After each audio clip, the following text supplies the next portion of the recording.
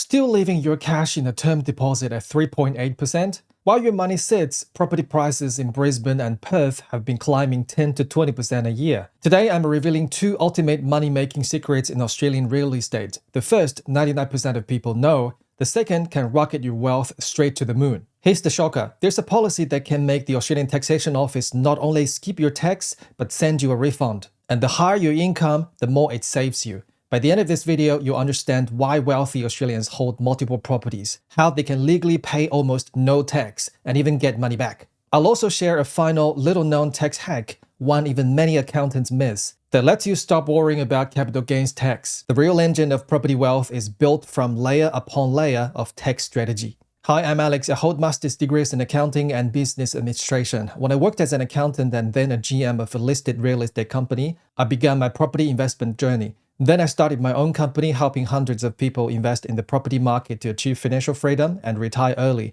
And you're watching AusPropertyStrategy, where I share information about real estate investment, economic trends, and wealth creation. If you like this video, smash the subscribe button and turn on the notification bell to watch new weekly videos. Without further ado, let's get into it.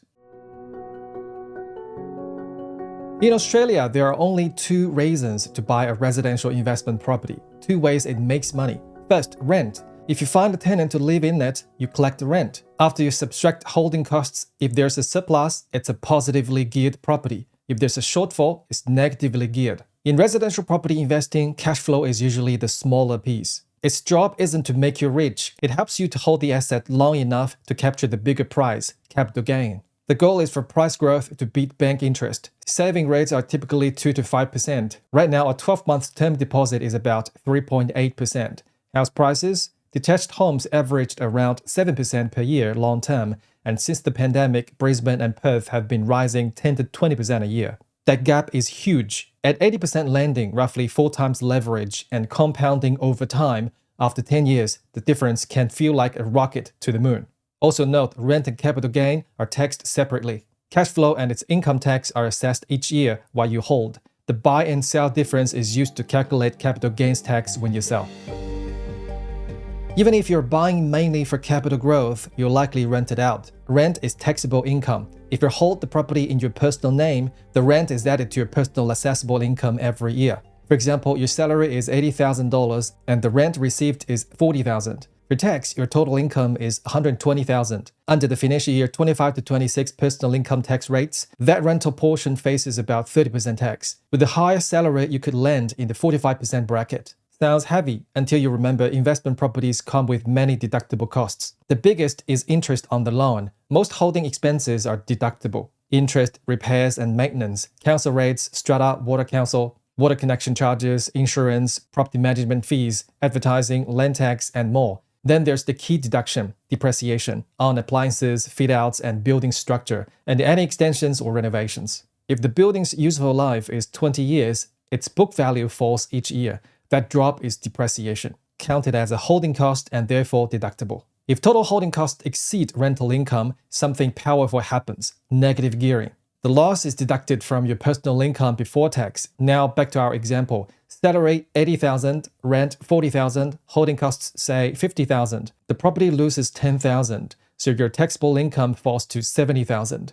That $10,000 reduction saves about $3,000 in personal income tax at a 30% rate. Most holding costs are real cash outflows. Only depreciation is a non-cash expense. It doesn't hurt cash flow, but still lowers your tax. Now you see why many high earners prefer new builds and maximize depreciation. New homes depreciate more, so the tax offset is larger. Older homes have little, sometimes no depreciation left. I know all buyers agents say new properties are bad, but for me, it's just a marketing nonsense because they can only deal with existing properties. My business covers new and old properties anywhere in Australia, so I don't have to say a city is better than the other or a type of property is better. Whatever suits my members, I'll just recommend that. Some people suggest abolishing negative gearing, but the Australian government has rejected that idea. See APS 096 for details. One more caveat. Negative gearing only applies to properties held in personal names. If the owner is a company, family trust, or self-managed super fund, negative gearing isn't available. I prepared a detailed PDF file highlighting the tax implications for holding properties under different entities. Download link is in the video description below. The second tax is capital gains tax, CGT. The rule is simple. Sell at a profit, you pay tax. Sell at a loss, you can offset it. Calculation is simple too. Sale price minus cost base. The profit is added to your personal income for that year. Hold an investment property for over 12 months and you get a 50% CGT discount. If that sounds abstract, here's an example. One of our Vision members bought a Perth house in 2023 for $600,000. By early 2024, it was valued at $800,000, about $200,000 higher in roughly a year. If they sold, how much CGT would they owe? Let's rebuild the numbers. Number 1, purchase costs, $41,200, including stamp duty, $22,500, solicitor's fee, $2,200, and buyer's agent fee, $16,500. Number 2, selling costs, that's $19,800, including agent and advertising at $17,600, and solicitor fee at $2,200. Number 3, CGT mechanics. We first determine the cost base, then the actual capital gain and tax. Purchase price, $600,000, purchase costs, $41,200, selling costs, $19,800.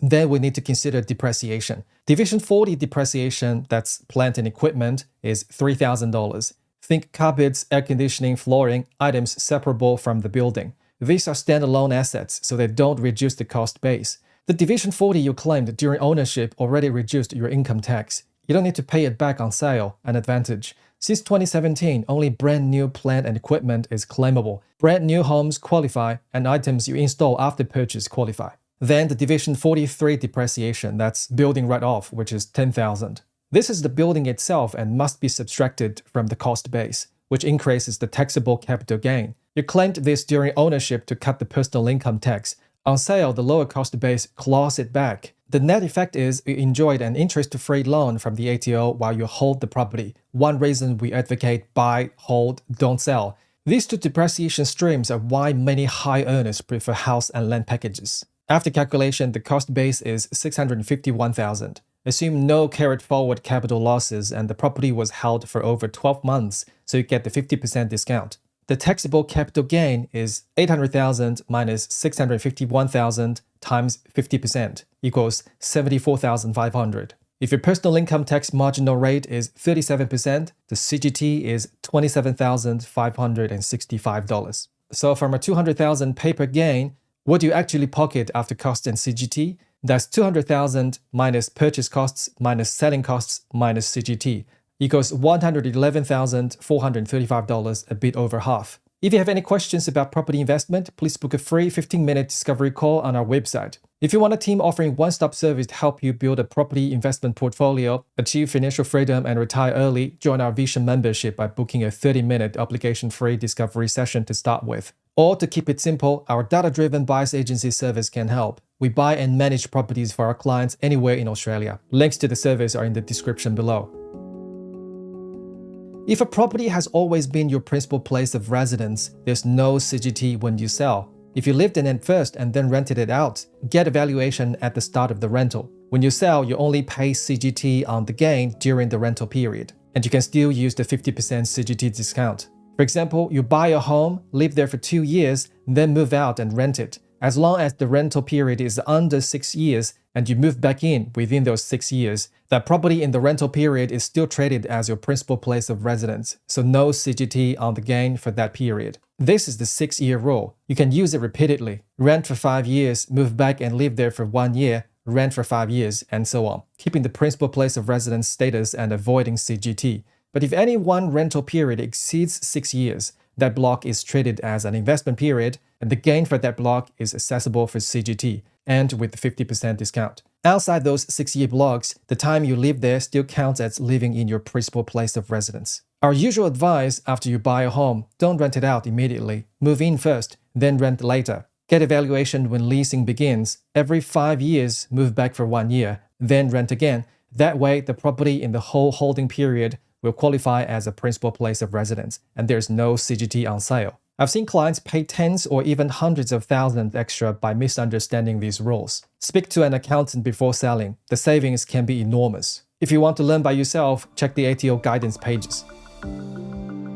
So what's the property investor's secret to paying less tax? Number 1, choose the right ownership entity. Personal ownership is taxed at personal income tax rates. Companies, trusts, and self-managed super funds follow their own rules. In a self-managed super fund accumulation phase, rental income is taxed at 15%, CGT at 10% if held for more than 12 months. In the pension phase, both can be 0%. I made a detailed video on entity choices, that's APS 076. Number 2, invest interstate. That's to use the land tax threshold in each state as it is calculated separately. It will lower your holding costs. And then to invest in different property cycles in different cities, that'll balance your investment portfolio. Number 3, maximize negative gearing, especially powerful for high-income individuals. Cut personal tax, keep more cash, reinvest faster. Number 4, exploit CGT concessions and the 6-year rule. Purely from a tax angle, if you hold an investment property in your personal name, prioritize high-growth assets with balanced or slightly negative cash flow. You can use the CGT discount anyway. In a company, we prefer cash flow, as company tax rates are often lower than the marginal personal income tax rates. In a trust, less sensitive. You can distribute income to beneficiaries to lower the combined tax rate. In a super, also less sensitive. It already has the lowest tax rates. Number 5, time your sale. Ideally, when you have capital losses to offset, when your super has room for contributions. The former offsets the gains. The latter lets you channel gains into a newly set up self-managed super fund at around 15% tax rate. And you can use the self-managed super fund to buy another property in the same year. Number 6, the end game, never sell. No sale, no CGT bill. But how do you get cash to live or buy more? That's where finance comes in. As equity grows, top up or refinance with another bank to release equity in cash. For example, buy at $600,000 with 80% LVR, that's $480,000 loan. Years later, it's worth $800,000. Refinance to 80% of $800,000, that's $640,000 loan. Pay off the old $480,000 loan, that will leave you $160,000 cash, free to spend or use as the next deposit, with no tax triggered. Many people repeat buy, refinance, and buy, and in a few years build a multiple properties portfolio and step up the wealth ladder. If you've grasped the basics above, you are already ahead of 90% of investors. If you self-manage your portfolio, review how your accountant works first. There are 2 kinds of them. Number 1, clerical accountants. They just lodge what you give them, no proactive tax ideas. Number 2, advisory accountants. They design strategies to maximize deductions. Fees may be higher, but tax savings are larger. If yours is type 1, replace them immediately with type 2. Then your job is to keep every receipt, loan statements, legal fees, borrowing costs, bank charges, council rates, water, etc. Store paper and digital copies. Claim lawful deductions, avoid anything improper. Our Vision members are matched with specialist property accountants who handle the tax work very well. Are these generous tax breaks for property investors fair when they got so much wealth without working? I don't know, but these are the rules of the game. If a legal advantage sits in plain sight, why not use it? I know many Australians save for years just to afford a deposit. In today's environment, housing isn't treated as a basic right. It's the fault line between classes. Don't blame investors, blame the system. Investors simply learned how the game is played. If you have $100,000 saved, AusPropertyStrategy can help you board the property wealth train. Come talk to us. If you made it this far, please give me a thumbs up, subscribe, and share this with your friends. Turn on the notification bell to watch new weekly videos. And have a good one. Bye.